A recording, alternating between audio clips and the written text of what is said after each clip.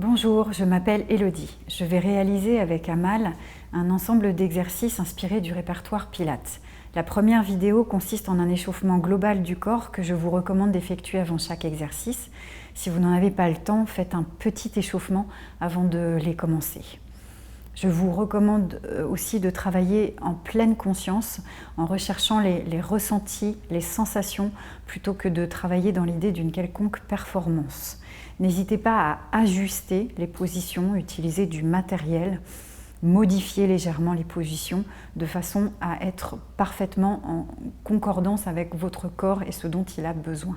Je vous souhaite une bonne pratique. Alors pour cet exercice, nous allons travailler en position debout avec l'aide d'une chaise, et pour des conditions de sécurité, vous allez la poser contre un mur ou un point fixe de façon à ce qu'elle ne risque pas de glisser. On commence en position verticale, les jambes déjà un petit peu échauffées, donc si vous n'avez pas fait la première vidéo, je vous propose d'échauffer un petit peu vos jambes avant de commencer l'exercice. Tu vas te rapprocher légèrement de la chaise d'Amal pour pouvoir mettre facilement le bout des doigts en contact avec la chaise. Tu compares déjà un petit peu tes sensations dans les pieds et dans le dos avant de partir pour avoir une référence à la fin de l'exercice. La jambe gauche va se fléchir, le pied droit va partir vers l'arrière. Tu vas éloigner un petit peu le talon derrière toi de façon à venir le mettre en position d'étirement. Si vous sentez un étirement à cette distance-là, peu importe d'écarter très très loin. Si vous avez besoin d'aller très très loin, cherchez un peu plus de distance entre les deux pieds. Mais par contre, essayez de descendre le talon au contact avec le sol. Ça va, là tu sens un léger stretch, donc léger la sensation d'étirement entre le talon et l'arrière du genou. De cette position-là, tu vas remonter en demi-pointe un petit peu pour retravailler les pieds comme on a fait sur l'exercice d'échauffement et redescendre le talon flex. Et progressivement, au fur et à mesure que tu descends le talon vers le sol, tu vas emmener un petit peu plus le poids du corps vers la chaise de façon à ce que l'étirement soit un petit peu plus prononcé de par l'inclinaison du tronc.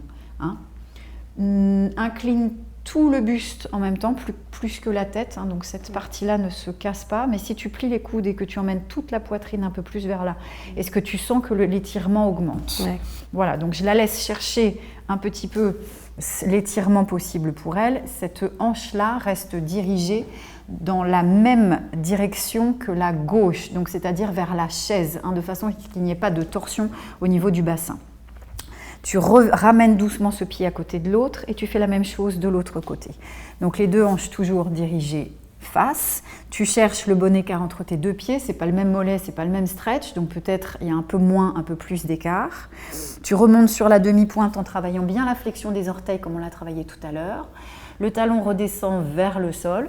Si tu sens que tu peux aller chercher un peu plus d'étirement, tu plies les coudes et tu inclines l'ensemble du tronc sans casser l'axe de la nuque par rapport au reste du corps. À nouveau, demi-pointe. Et tu plies.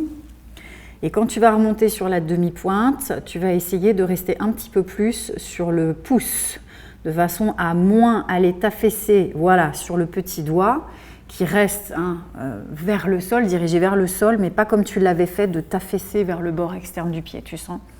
Et puis tu ramènes doucement le pied à côté de l'autre. Tu recules maintenant les deux pieds, l'un après l'autre, pour emmener le bassin le plus loin possible vers l'arrière et chercher un stretch global là, de l'ensemble du corps. Les pieds peuvent être plus ou moins écartés, plus ou moins parallèles, rotation externe, en fonction du stretch que vous cherchez aujourd'hui. Sa tête est un petit peu basse par rapport à ses bras. Je vais lui demander de remettre la tête dans l'axe de la colonne vertébrale, de peut-être moins forcer sur les épaules.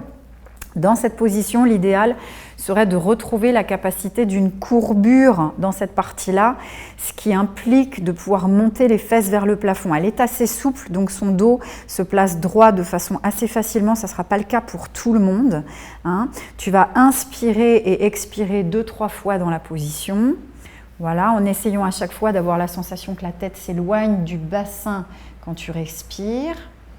Et puis pour quitter la position, tu plies les genoux et tu ramènes les pieds l'un après l'autre de façon toujours à faire travailler un petit peu les jambes. Donc pour la suite, tu vas remettre donc tes mains sur la chaise, tu vas rééloigner un pied après l'autre vers l'arrière.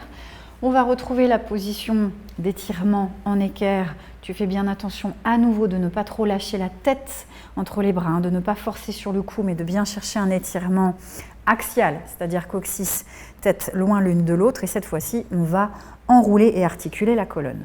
Coccyx sacrum vers les talons, le bas du dos va s'arrondir et va s'arrondir progressivement jusqu'à passer par le milieu du dos. Les omoplates vont pouvoir progressivement redescendre vers le bas de la colonne. Jusqu'en haut du dos, le poids du corps va avancer. Les bras peuvent être tendus ou fléchis. Ce qui compte, c'est de trouver une certaine détente ici dans les épaules et de retrouver l'étirement des deux mollets en même temps, de façon à faire un lien avec l'exercice précédent. Pour repartir, on enroule par la tête. Cette fois-ci, c'est le haut du dos. Tu vas essayer de pousser entre mes mains, entre les omoplates. Voilà, c'est juste. Puis le milieu du dos, puis le bas du dos. Voilà, jusqu'au sacrum coccyx et de récupérer la position équerre. Et tu le fais une dernière fois, un petit peu dans le flow, voilà, du mouvement, de façon à aller chercher un petit peu à articuler là, cette partie-là qui est un petit peu difficile à aller chercher. Là, les bras, pareil, peuvent être légèrement fléchis. Ce qui compte, c'est de trouver vraiment l'allongement au niveau du cou. On essaye de ne pas complètement combrer. Les talons descendent vers le sol, la tête vers le ciel. Tu sens l'étirement dans les mollets. Et à nouveau, hop, on repart vers l'arrière, haut du dos. Trop d'épaules, voilà, exact. Plutôt dans la colonne et dans le dos, jusqu'au bout. Voilà, jusqu'à retrouver là, ici, la capacité d'avoir vraiment le coccyx dans le prolongement de la tête. Là, pour l'instant, il est encore légèrement vers les talons. Essaye de lever les fesses vers le ciel. Juste, ce qui va augmenter beaucoup l'étirement à l'arrière des jambes. Pareil que tout à l'heure, pour quitter la position, tu plies les genoux, tu avances un pied après l'autre vers l'avant. Tu relâches les bras. Donc voilà, c'était la variation autour du cat stretch. Vous comparez donc avant et après les exercices. Essayez de bien avoir la sensation d'étirer l'intégralité de l'arrière du corps, des talons jusqu'à la tête. Je vous souhaite une bonne pratique.